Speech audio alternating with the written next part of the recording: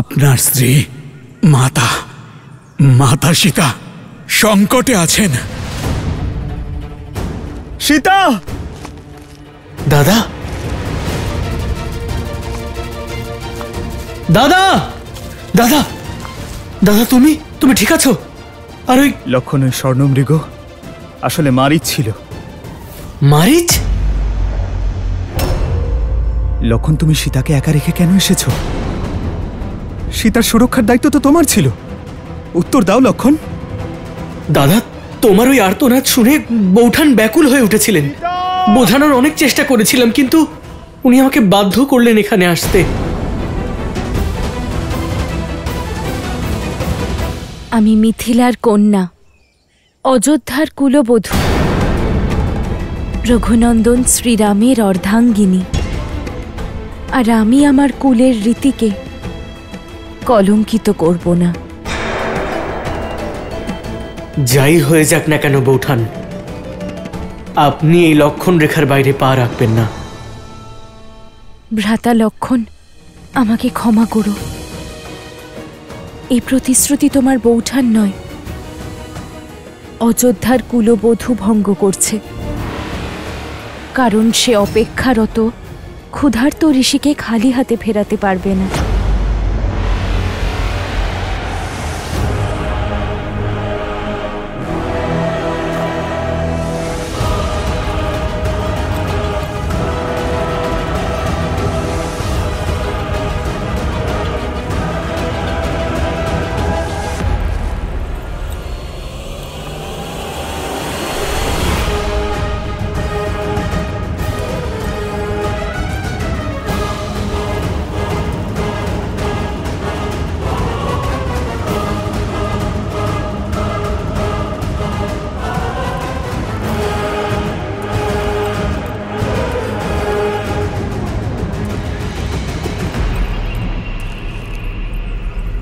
ক্ষমা করুন আর ভিক্ষা গ্রহণ করুন, রুষ্ট হবেন না। তোমার মতো সুন্দরীর উপর কে রুষ্ট হয়ে থাকতে পারে? তুমি তো ত্রিলোকের অধীশ্বরী হওয়ার যোগ্য। সে তো আমি হয়েইছি ঋষিবর। আমার শ্রীরাম ত্রিলোকের অধীশ্বর যে। ত্রিলোকের অধীশ্বর এক এমন ব্যক্তি যে নিজের স্ত্রীকে 3 বেলা ভোজনও করাতে পারে না। ওই বনবাসী দুঃখ ছাড়া তোমাকে আর কি দিয়েছে? তুমি তো লঙ্কার পাটরানী হওয়ার যোগ্য। এই ভিক্ষার পরিবর্তে আমি তোমাকে সেই স্থান দিতে চাই। তোমার কথা তোমার এই মুখোশ খুলে দিয়েছে। তুমি কোনো সাধু নও। কে তুমি? উত্তর দাও আমাকে। নিজের প্রকৃত রূপে এসো। সুন্দরীর অনুরোধ কে ফেরাতে পারে?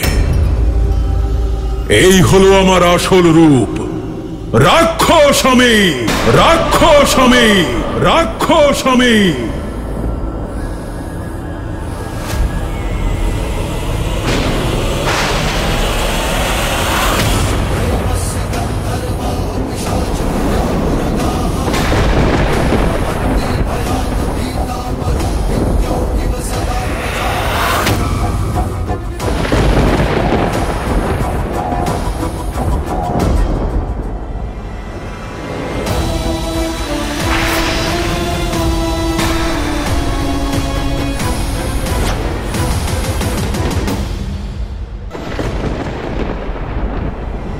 রাবণ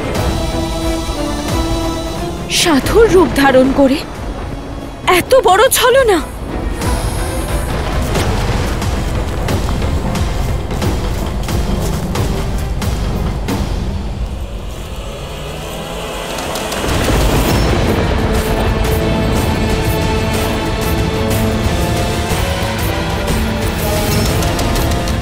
যদি তোমার স্বয়ম্বরে মহাদেব আমাকে সাহায্য করতেন, যদি আমাকে পিনাক তুলে নেওয়ার অনুমতি দিতেন, তাহলে আমার এ কাজ করার প্রয়োজন পড়তো না। আজ থেকে 13 বছর পূর্বেই তুমি লঙ্কার পাট রানী হতে। তবে চিন্তা করো না, তোমার দুঃখ দূর করতে আমি চলে এসেছি। চুপ করো পাপী। কয়েক মুহূর্তের জন্য হলেও সাধুর বেশে ছিলে, তার সম্মান রেখে তোমাকে একটা সুযোগ দিচ্ছি। আমার শ্রীরাম ফিরে আসার আগে চলে যাও, না হলে কি করবে রাম?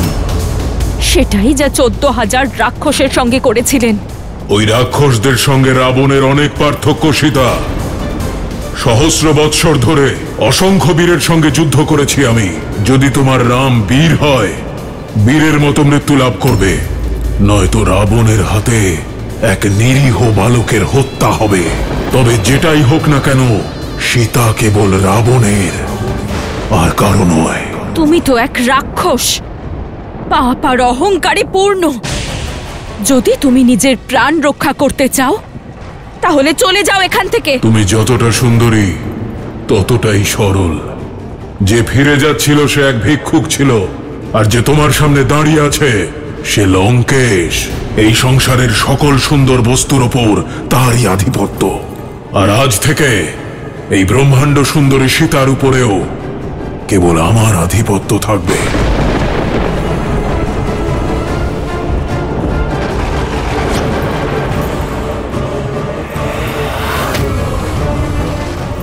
আর কোনো লাভ নেই সুন্দরী।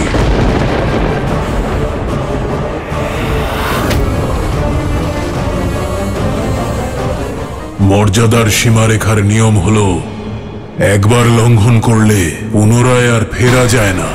এখন এই লক্ষণ রেখা অথবা তোমার রাম, কেউই তোমায় রক্ষা করতে পারবে না।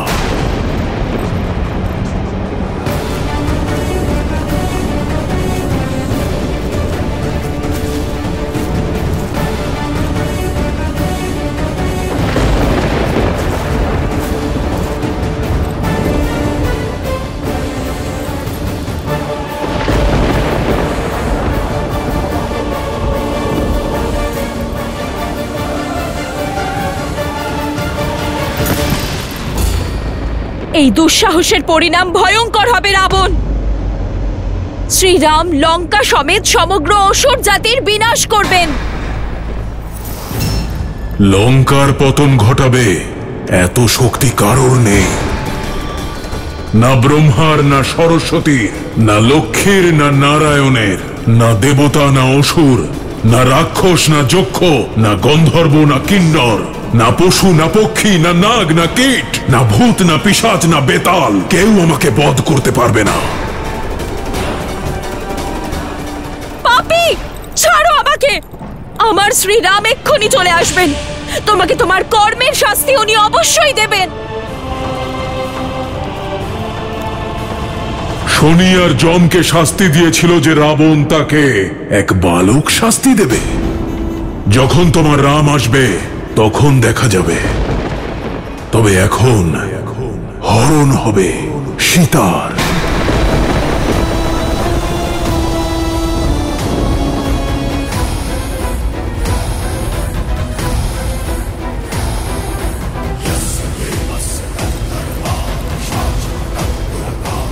শ্রীরাম, সাহায্য করুন আমাকে।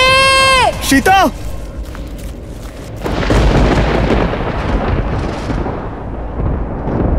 আমার সীতা সংকটে আছে লক্ষণ। সীতা!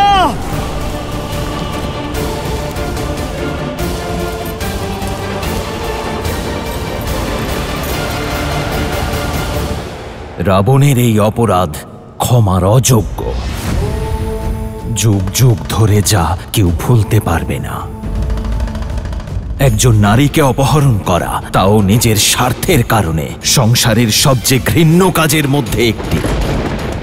তার লজ্জা, তার সম্মান, তার মর্যাদাকে অপমান করা, তাকে শক্তিহীন ভেবে বলপূর্বক তাকে হরণ করা সংসারের সবচেয়ে জঘন্য অপরাধ, আর সবচেয়ে বড় কাপুরুষতাও।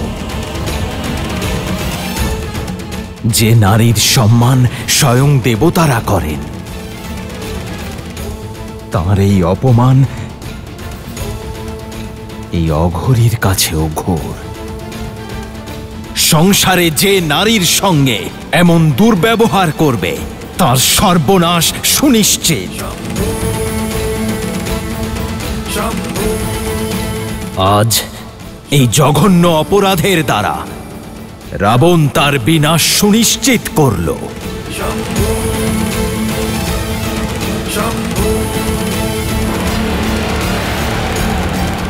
শ্রীরাম!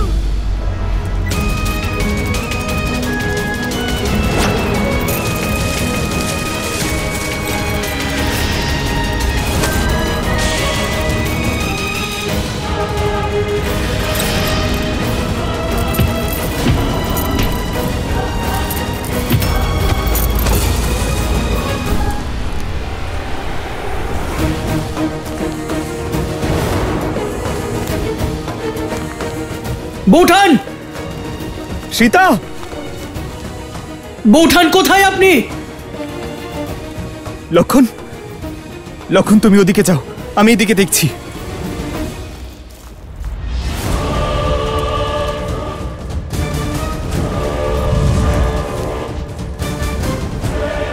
হয়ে গেল? এটুকুই গলার জোর? আরো চেঁচাও, আরো জোরে চিৎকার করো। শ্রীরাম! আর্য!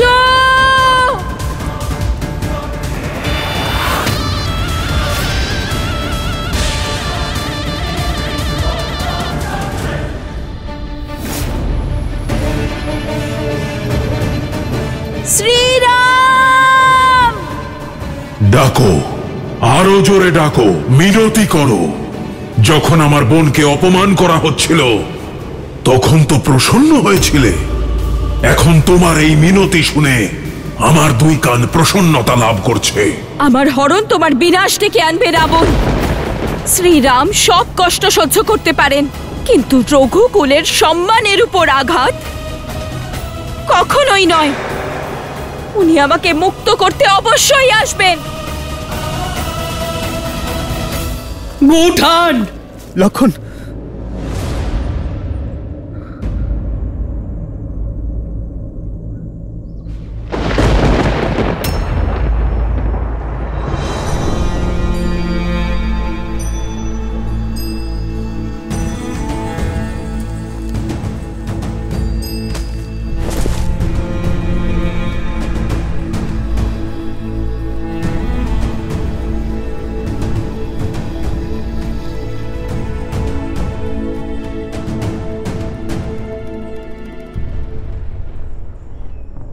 সীতা!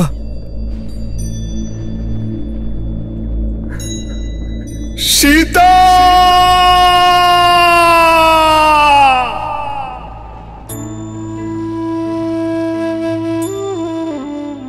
সীতা!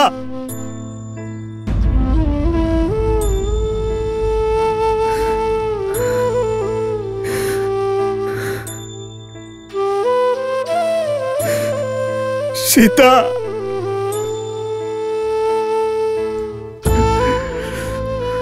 সীতা!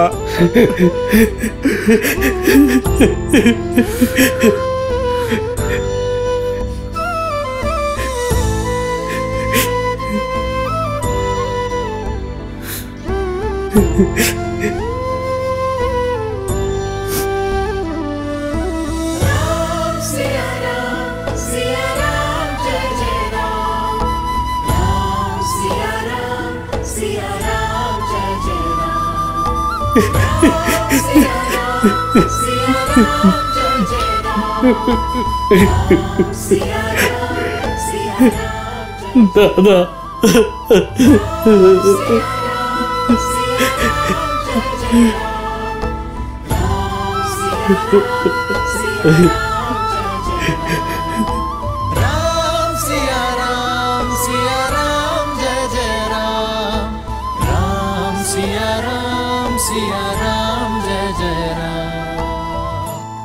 রাবণের বিনাশের জন্য নিয়তি শ্রীরামকে কঠিন পরিস্থিতিতে ফেলেছে মহাদেব। প্রথমে ভাগ্যে বনবাসের কষ্ট, আর এখন বিচ্ছেদের। আর কি কি পরীক্ষা দিতে হবে শ্রীরাম আর সীতাকে? দেবী, সংসারকে আলোদান করা প্রদীপই হোক কিংবা সূর্য, উভয়কেই জ্বলতে হয়। এই দুঃখ, কষ্ট, যন্ত্রণা আর সংঘর্ষের কাহিনী দিয়েই তো সংসারের জীবনযাত্রার শিক্ষা পাওয়া যায়। কিন্তু দেবী সীতার জীবনে কত অন্ধকার নেমে এসেছে, তাই না? নিজের স্বামীর থেকে দূরে এক অপরিচিত স্থানে হরণ করে নিয়ে যাওয়া হচ্ছে তাকে। দুঃখের মেঘ যতই ঘন হোক না কেন দেবী, আশার সূর্যকিরণ কোথাও না কোথাও থেকে ঠিক উঁকি দেয়। পূর্বপুরুষদের কর্ম আর আমাদের ধর্ম বিপদের সময়ে আমাদেরকে একা ছাড়ে না।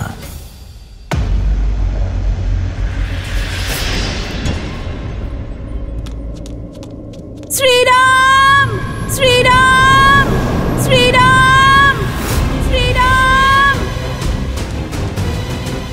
শ্রীরাম, শ্রীরাম, শ্রীরাম, শ্রীরাম। আর্য, আমাকে সাহায্য করুন! আর্য, আমাকে সাহায্য করুন! আর্য, আমাকে সাহায্য করুন! শ্রীরাম, শ্রীরাম, শ্রীরাম, শ্রীরাম, শ্রীরাম। যে রাবণের ভয়ে সম্পূর্ণ দেবলোক কাঁপে, তার বন্ধন থেকে মুক্ত করতে না তোমার রাম আসবে আর না অন্য কেউ।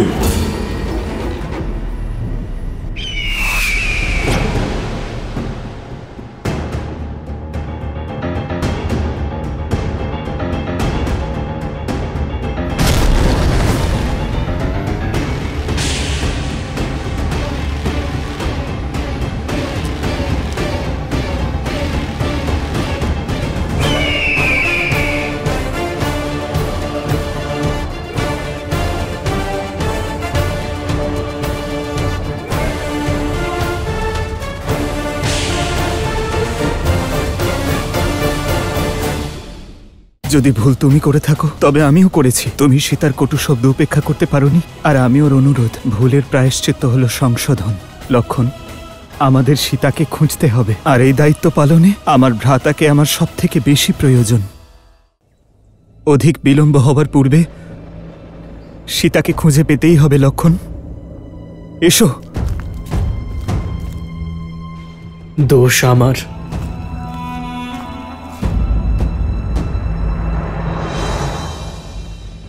লক্ষণ, আমার কারণে এইসব হলো।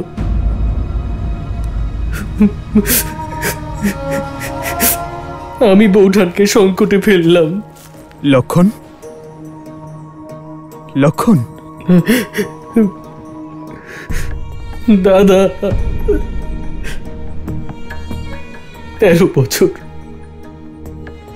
বোনের সমস্ত কষ্ট আমি সহ্য করে নিলাম, কিন্তু নিজের বৌঠানের দুটো কটু শব্দ শুনতে পারলাম না। কেন আমি একা রেখে গেলাম ওনাকে এখানে? এই সব কিছু আমার কারণেই হয়েছে দাদা। বৌঠান না জানি কোথায় আছেন, কি অবস্থায় আছেন, এখানে কি হয়েছে ওনার সঙ্গে, এই প্রশ্ন আমায় আর বাঁচতে দেবে না দাদা। আমি আমার কর্তব্য পালনে অসফল হয়েছি, বড় পাপ করে ফেলেছি আমি দাদা। আর এই অপরাধের শাস্তি একটাই, মৃত্যুদণ্ড। দাদা, আমার মৃত্যুদণ্ড দাও। লক্ষণ, মৃত্যুদণ্ড না। লক্ষণ, না হলে আমি নিজেই নিজেকে শেষ করে ফেলবো, নিজেকে শেষ করে ফেলবো, নিজেকে শেষ করে ফেলবো। না লক্ষণ, তোমার ক্ষমা চাওয়ার কোনো প্রয়োজন নেই। ভুল যদি তুমি করে থাকো তবে ভুল আমিও করেছি। তুমি সীতার কটু শব্দ উপেক্ষা করতে পারোনি, আর আমি ওর অনুরোধ, ভুলের প্রায়শ্চিত্ত হলো সংশোধন। লক্ষণ, আমার দিকে তাকাও লক্ষণ। আমাদের সীতাকে খুঁজতে হবে। আমি মাকে কথা দিয়েছিলাম লক্ষণ, যে আমার সীতাকে সুরক্ষিত ফিরিয়ে নিয়ে আসব। আমাদের এই কর্তব্য পালন করতে হবে, আর এই দায়িত্ব পালনে আমার ভ্রাতাকে আমার সব থেকে বেশি প্রয়োজন। পথ ছাড়ো দুঃসাহসী পক্ষী। এই জটায়ু নিজের কন্যাকে রক্ষার জন্য দাঁড়িয়েছে। তোমায় রাবণের হাত থেকে কে রক্ষা করবে? আমি তোমার সঙ্গে যুদ্ধে জিততে পারবো না, কিন্তু এই ঘটনাক্রমের পথকে ঘুরিয়ে অবশ্যই দিতে পারি।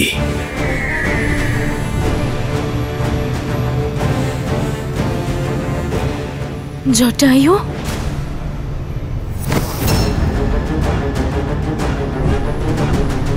পথ ছাড়ো দুঃসাহসী পক্ষে। দুঃসাহস তুমি করছো পাপী। এক স্ত্রীকে তার ইচ্ছার বিরুদ্ধে স্পর্শ করাও পাপ। তাহলে এখন পক্ষীও জ্ঞান দেবে? পক্ষী নয়, পক্ষীরাজ গরুড়ের বংশধর, মহারাজ দশরথের মিত্র, সীতার পিতৃতুল্য। এই জটায়ু নিজের কন্যাকে রক্ষা করতে এখানে এসেছে। তাহলে তুমি সীতাকে রক্ষা করবে? অদ্ভুত। কিন্তু তোমায় রাবণের হাত থেকে কে রক্ষা করবে? আমি এক বৃদ্ধ পক্ষীকে হত্যা করতে চাই না। কেন নিজের মৃত্যুকে আমন্ত্রণ জানাচ্ছ? তুমি আমায় পরাস্ত করতে পারবে না। চলে যাও। আমার তোমার পরাক্রমের জ্ঞান আছে দশানন। আমি জানি এই যুদ্ধে আমি জিততে পারবো না, আর আমি এই যুদ্ধে জিততে চাইও না। আমি শুধু শ্রীরামের আশা পর্যন্ত তোমাকে আটকাতে চাই। তোমার শক্তির অহংকার আমি ভাঙতে পারবো না, কিন্তু এই ঘটনাক্রমের পথকে ঘুরিয়ে অবশ্যই দিতে পারি আমি।